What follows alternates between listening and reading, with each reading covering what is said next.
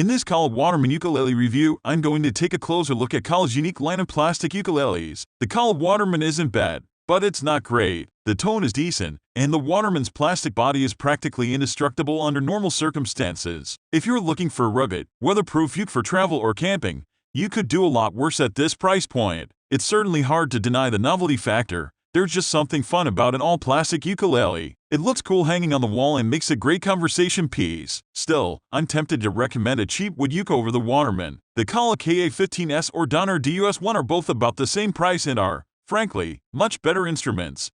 Construction and build quality. Waterman ukes are entirely plastic except for the tuners and strings. From what I can tell, there are just 4 pieces in a Waterman plastic uke. Type of plastic: the clear plastic transparent model is made from polycarbonate, and the colored models are ABS. The ABS plastic feels a little less flexible than the polycarbonate, but otherwise, the two models are identical. Bracing: the top has integrated bracing on the inside, the back and sides are unbraced.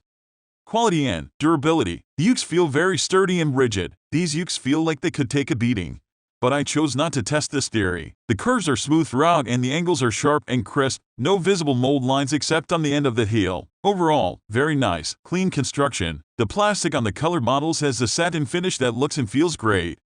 Weight: the Waterman feels a little heavier than my soprano-sized wooden ukes. It's not a big difference and nothing that would bother anybody. They do feel a little neck heavy, but again, I don't think it's enough to bother anyone. Colors: I'm a big fan of the color options offered on this model, especially the solid colors. They all seem to be inspired by vintage cars from the 50s and 60s. Very cool. There are also a number of transparent models, including clear, green, pink, purple, and orange. Tuners: the Waterman's gear tuners are in line with other entry-level Kala ukes. They get the job done but are a little rough in spots and have a bit of play. Considering the price point, I have no real complaints about them.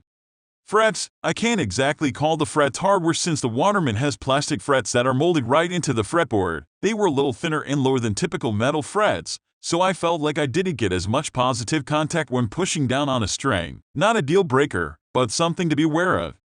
Tone: both of my Waterman ukes sound pretty good. They didn't blow me away, but they sounded better than I was expecting from an inexpensive plastic ukulele. I would describe the tone as loud and surprisingly warm, but a little plunky. The higher notes sounded somewhat thin and weak, better than many ukes in this price range, but not as good as others I've heard.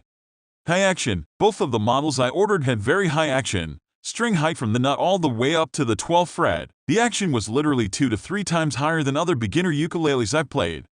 No adjustability: the way these plastic ukuleles are built, there's no way to lower the strings. The fretboard has a 0 fret that makes dropping the nut slots impossible. The bridge and saddle are combined with the ukulele's top, and the saddle is so minimal there's no room to file it down. Playability verdict: with all that said, the Waterman isn't unplayable. I can get around just fine on the fretboard and play most chords without any real issues. It's just too bad that action is so terrible because it's the one thing that prevents the Waterman from being a really cool little uke rather than a novelty. Thank you for watching this video till the end. Keep watching and stay with us subscribing to this channel. Have a great day.